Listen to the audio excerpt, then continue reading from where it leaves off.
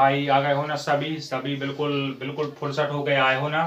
तो आज देखेंगे समीकरणों को हल करेंगे। ये स्टेप नंबर दूसरा होगा। इसके पहले हम स्टेप 1 को सॉल्व कर चुके हैं, वो क्लास आपने देख ली होगी।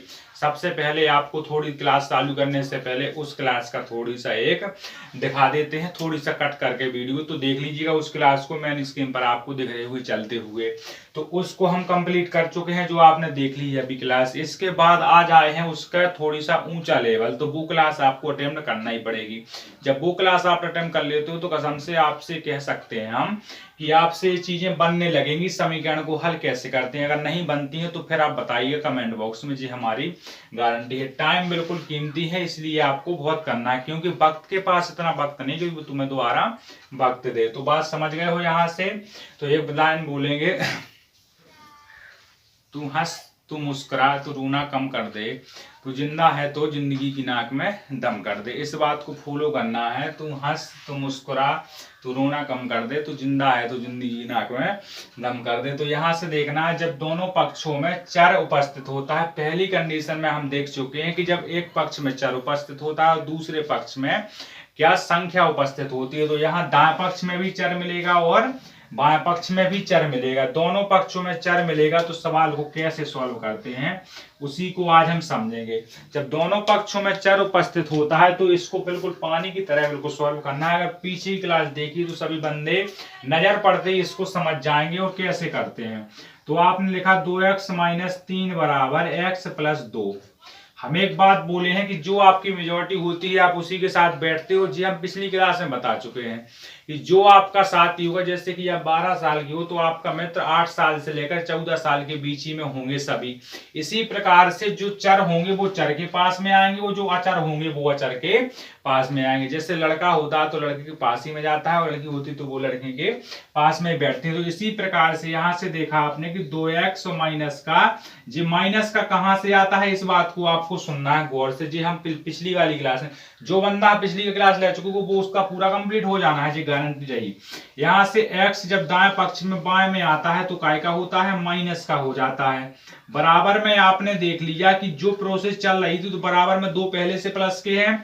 अब जी बाएं पक्ष से जब पक्ष परिवर्तन करेंगे तो जो काय के हो जाएंगे, प्लस के हो जाएंगे ना। सभी भाइयों को इतना तो मालूम है क्योंकि आप इतनी छोटी क्लास में तो हो नहीं।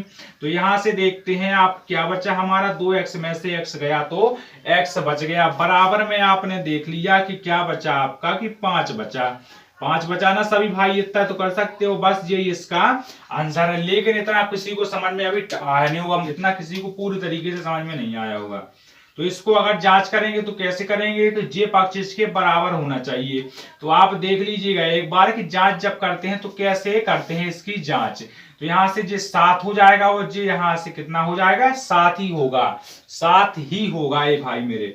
यहां से 2 है और 5 है आपका x का मान, माइनस का 3 है और बराबर में आपका 5 + 2 है। तो यहां से 10 - 3 कितना होता है, 7, और यहां से भी होगा 7। तो देख लीजिएगा दोनों बराबर हैं। बराबर का मतलब होता है समता यानी समानता का अधिकार। तो इस समझ को समझ में आ गई। अगर सबको समझ में आ गई ये चीज तो भाई अगर चैनल पर नए आए थे तो चैनल को सब्सक्राइब जरूर कर लेना है, और जो पहले से ही आते हैं वो सिर्फ वीडियो को लाइक कर दें और अपने दोस्तों मित्रों के पास उसे शेयर जरूर कर दें। इसके बाद हम देखते हैं इस सवाल को। तो इस सवाल को करने से पहले आप भी उस क्लास को देख लेना। हम बार बार वही बात बोलेंगे आपसे क्योंकि वो बहुत ज्यादा इंपोर्टेंट क्लास मानी जाती है। 5x/1 प्लस में 7/2। एक का कोई मतलब नहीं होता है ना कोई इसका अस्तित्व है, समझ लेना। इसको कोई वैल्यू रहती है एक की सिर्फ जब एक का गुणा हो, जब एक का भाग हो। अगर एक का घटाना कर देते हैं जोड़ तो भैया वो बहुत ज्यादा बड़ी संख्या मानी जाती है। यहां से आपने देखा बराबर लगा है और 3x लिखा है, बटे में 2 लिखा है, माइनस का 14/1 अपन लिख सकते हैं, जी अपना मानना होता है। यहां से 2 आएगा। एलसीएम हर का लेते हैं। एलसीएम जी हम आपको उस क्लास में बात बिल्कुल क्लियर कर चुके हैं, किसी बंदे को डाउट नहीं होगा। जब यहाँ 1 का पहाड़ा 2 बार पढ़ेंगे तो कितनी बार, 2 यानी 5 दूनी होता है 10, प्लस का प्लस। आपसे भिन्न एलसीएम गुणा भाग लघुत्तम समझिए सब बनने चाहिए। ये अगर नहीं बनते हैं तो क्लास के ऊपर, क्लास के नीचे डिस्क्रिप्शन बॉक्स में सभी की लिंक पड़ी है। अगर चैनल को सब्सक्राइब करके रखते हो तो सभी चीजें ऑटोमेटिक आपको मिलती जाएंगी। यहाँ से 2 फिर से निकला एलसीएम तो 2 निकल गया। यहाँ से देखते हैं आपको 3x का 3x और माइनस का 14 दूनी होता है 28। अब बोलेंगे भाई साहब 28 कहाँ से, एक का पहाड़ा 2 बार पढ़िए, कितनी बार आएगा, 2 बार पढ़ेंगे तो 14 दूनी होता है 28। अब इसको 2 प्रकार से यहाँ से सॉल्व करेंगे। 2 प्रकार से कैसे करेंगे, एक बार तो इसे काट सकते हो तो पूरा खत्म, ठीक है।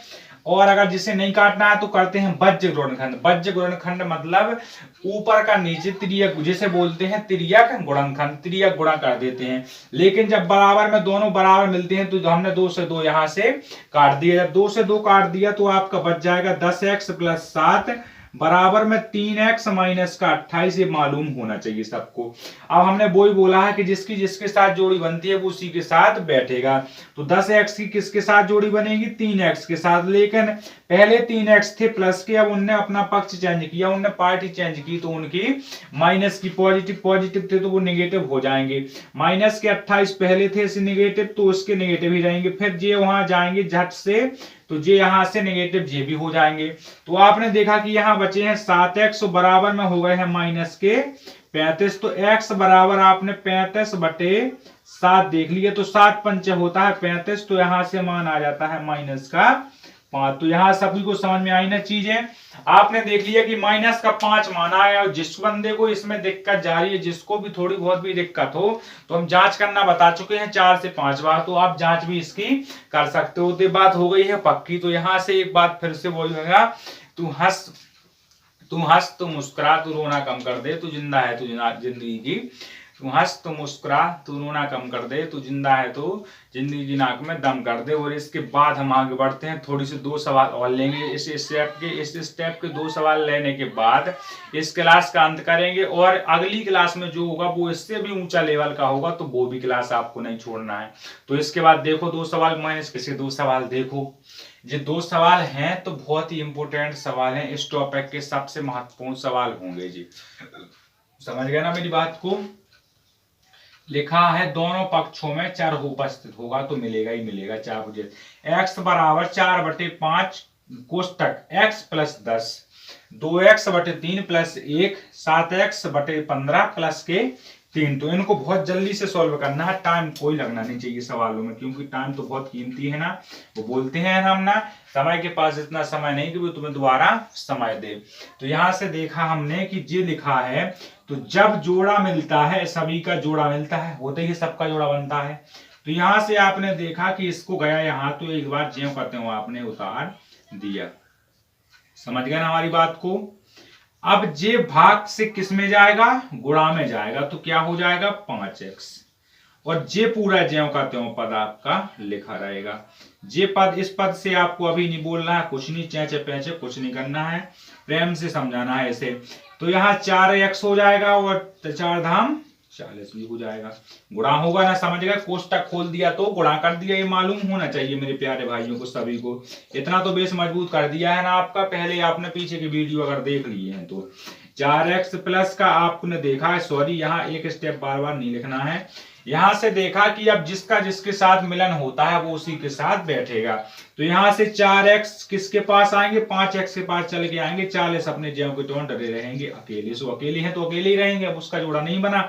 इसके बाद x बचा यहां से वो 40 का 40, तो x का मान हमारा 40 आ गया। और आपको यकीन नहीं है तो आप एक बार देख लीजिएगा, बिल्कुल ऊपर बोर्ड पर देखेंगे, इसकी जांच करेंगे तो x का मान आपका 40 आ गया। इसकी जांच, ठीक है।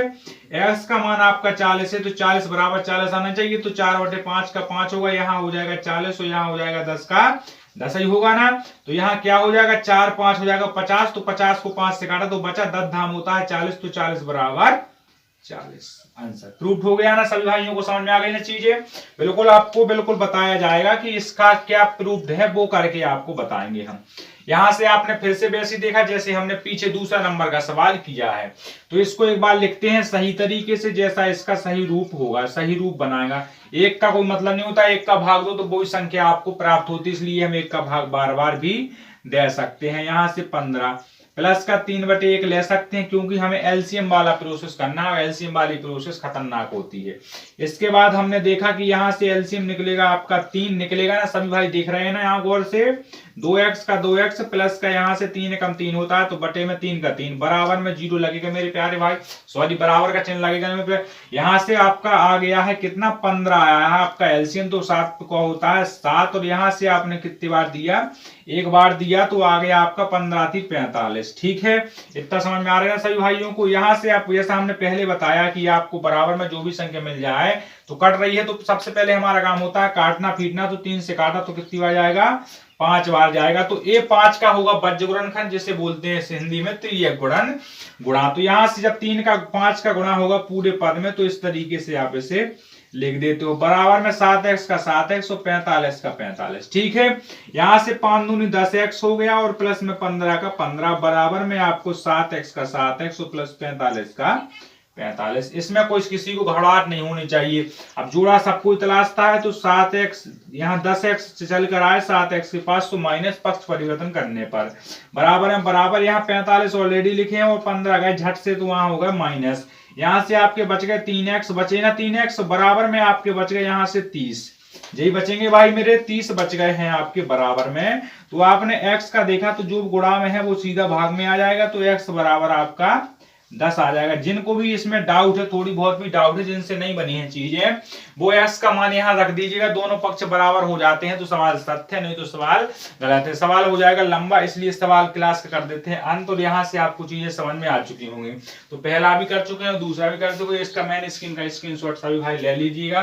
तो यहाँ से भाई मेरी क्लास का कर देते हैं अंत और आप अगली क्लास से मिलते हैं। इसका थोड़ी सा ऊंचा लेवल वो आपको मैन स्क्रीन पर दिख रहा होगा, जिसमें दोनों तरफ समीकरण तो होंगे पर उन समीकरणों का उस समीकरण को सरल कैसे बनाते हैं, बहुत टफ क्वेश्चन होंगे इस स्टेप में। तो ये स्टेप किसी को छोड़ना नहीं है, ये स्टेप की क्लास सभी को देखना है। तो मेरे भाई सबको दिल से धन्यवाद। अब मिलते हैं अगली क्लास में। जय हिंद, जय भारत।